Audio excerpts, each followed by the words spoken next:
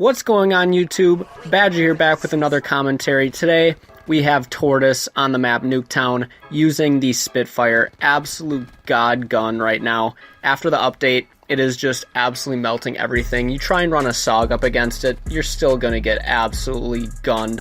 Now, as you can see, Tortoise is playing this very smart. On Nuketown, I think the best place to patrol is the blue car area. You get to see basically every spot on the map besides spawns. You really just have to depend on your teammates. As you can see, he's running a 5-stack, it looks like. When you run a 5-stack, you most of the time can control the spawns on Nuketown.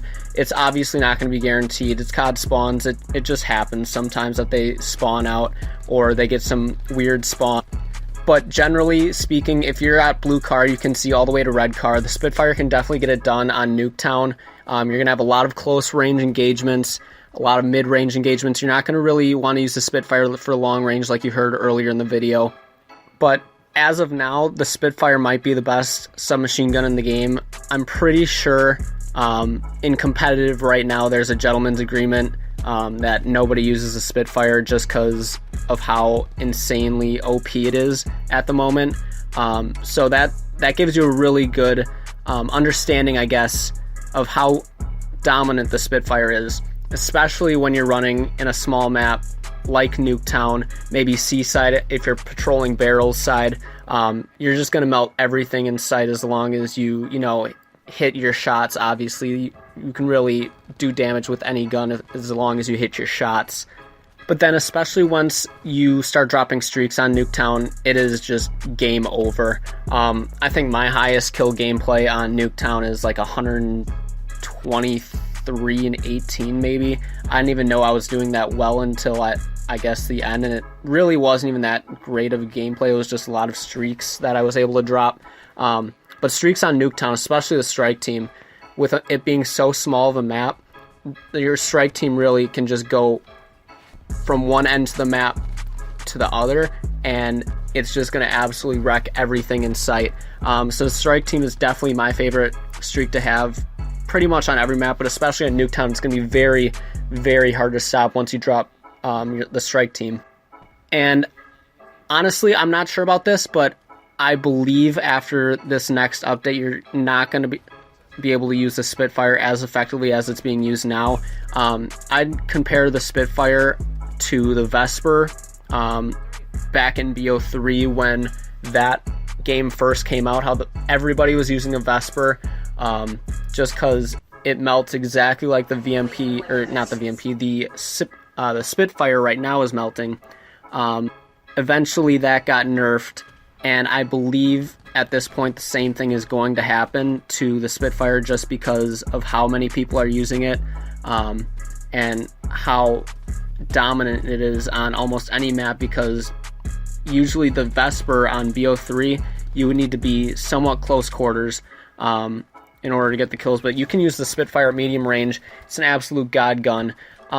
That's really all I have to say for this video, guys. If you do enjoy, please subscribe to King Tortoise.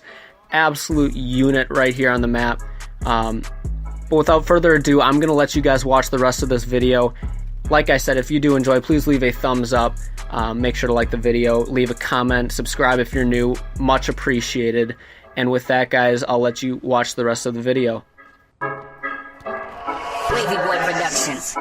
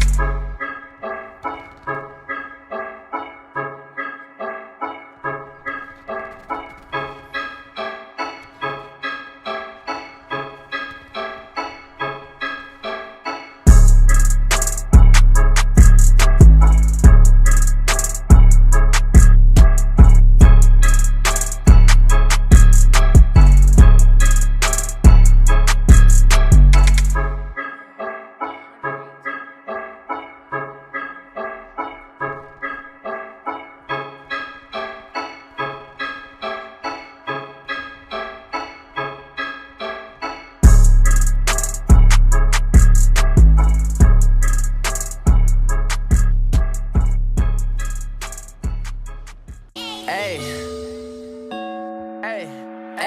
get in my way and try to block me, I'ma show aggression. Slide on your block like Danny Glover with a lethal weapon. I fucked your thought, she gave me top, I guess that's my confession. Got no regrets, I made mistakes, but I learned from my lessons.